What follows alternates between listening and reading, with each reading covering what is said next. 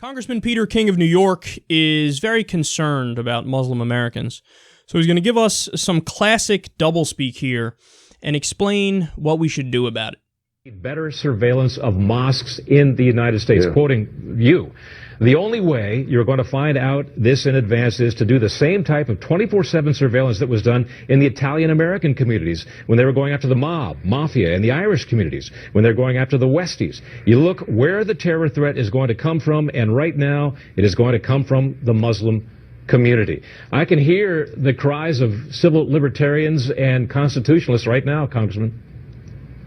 Yeah, listen, they can cry all they want. The fact is that's where the threat is coming from. And we can say that 98, 99% of Muslims in this country are good people. I'm actually swearing in the first elected Muslim on Long Island to office. She's a good friend of mine. So this is nothing against Muslims. But the fact is that is where the threat is coming from. And we're kidding ourselves. We have this blind political correctness, which makes no sense. What kind of limits are being placed on U.S. investigative agencies that prevents them from infiltrating these mosques or pursuing sources that they know could be beneficial?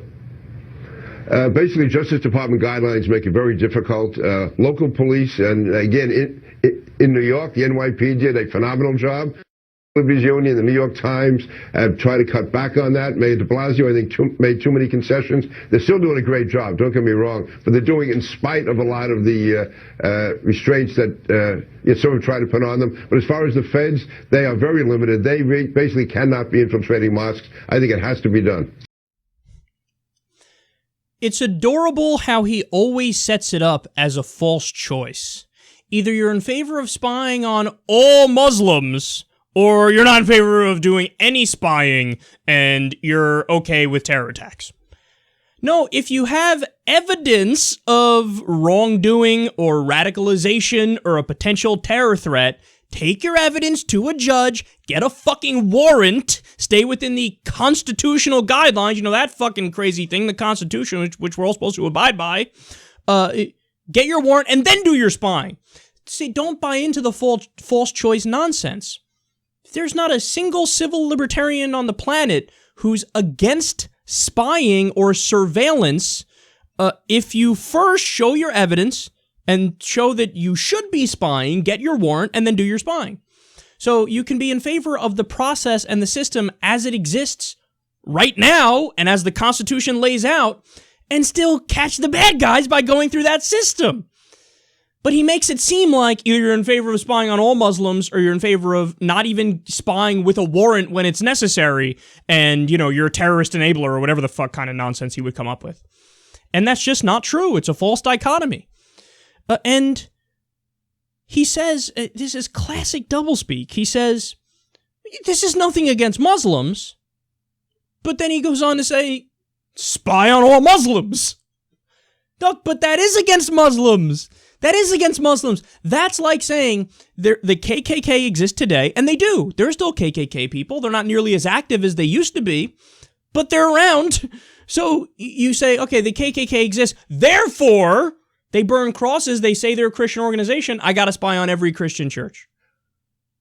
But that makes so little sense that there's no other word for it except stupid. Because, so with the Muslim example, let's go with that. Okay, so he said, we're afraid of terrorists, so he's afraid of jihadist terror. Okay.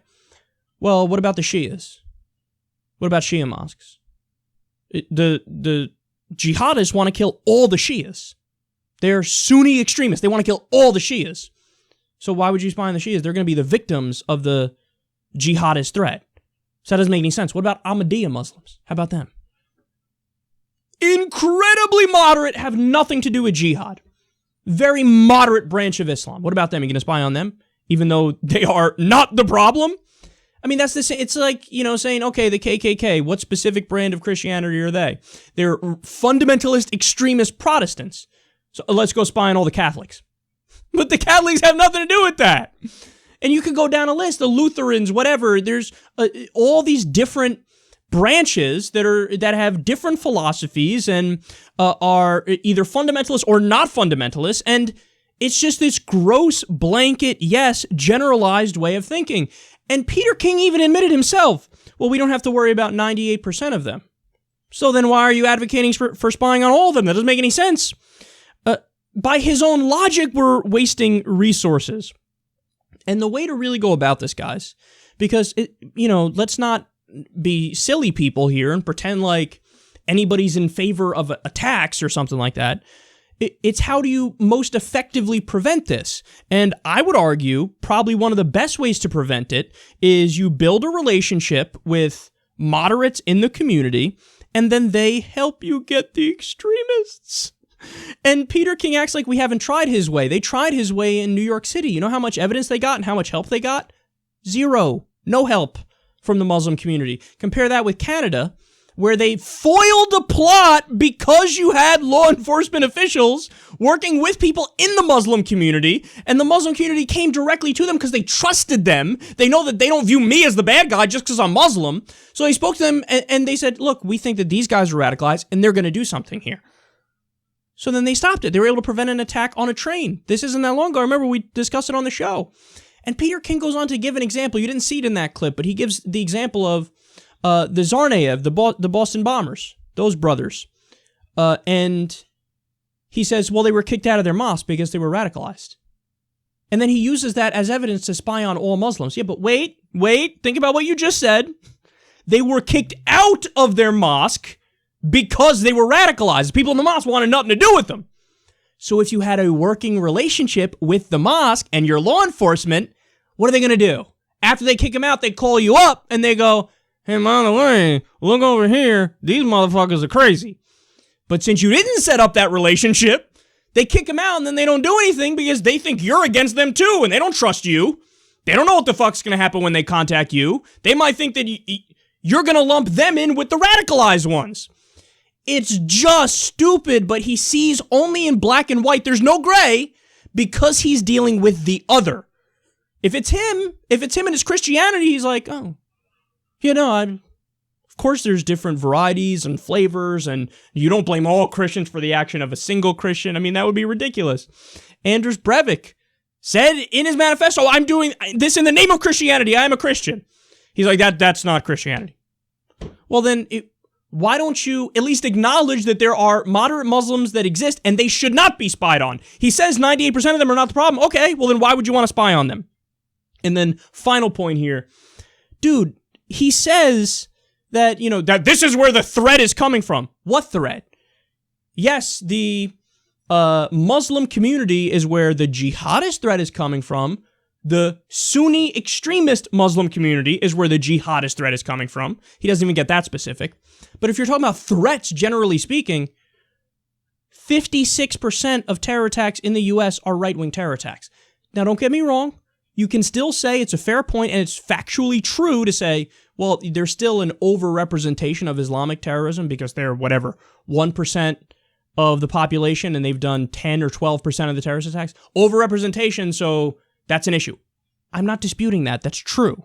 That is a terror threat for sure.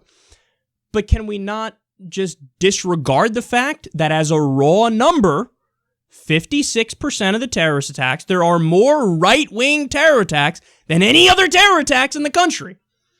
I'm accepting the fact that there's disproportionate Islamic terrorism, no question. And when you account overseas, of course, there's way more Islamic terrorism.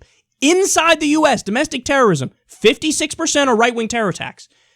If you want to dismiss that, perhaps you are the apologist. Perhaps you're the one trying to cover something up. Because he doesn't even mention that, and he says this is where the threat is coming from. But what about that threat over there? No, I don't want to. I'm not even going to mention that. It doesn't even get an honorable mention. Never mind mentioning it and then downplaying it. No, I'm not going to mention it.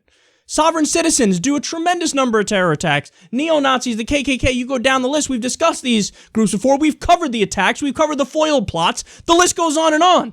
But nobody fucking covers them in the mainstream media, and it doesn't get into his fucking head. Peter King, I almost called him Steve King. Steve King's an idiot too.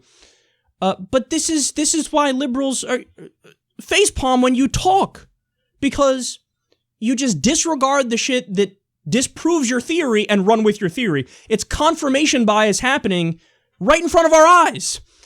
This is where the threat is coming from. What about the mass shooting threat? You got anything to say about that? You got anything to say about the fact that there are 32,000 gun deaths in America every single year. 32,000. Homicides, suicides, accidents, you name it. 32,000 gun deaths every year in America. The overwhelming majority of mass shooters are either middle-aged white people or younger white people, white males. Where's your, this is where the threat is coming from. What am I going to do? I got to have the cops crack down on white males. That's where the threat is coming from for mass shooting. See, he's only looking at the evidence that already fits his ideology. Look at all of the evidence, have a conversation about all of the evidence, but you can't do that because it disproves your theory and it disproves your ideology. The reality is, yes, we should all be in favor of surveillance and spying when there is evidence of wrongdoing and you get a fucking warrant. Don't come to me having a conversation about spying without a warrant, because that is unconstitutional, and therefore I will not even entertain the idea, because that's the whole point of the Constitution, is that certain things are off the table.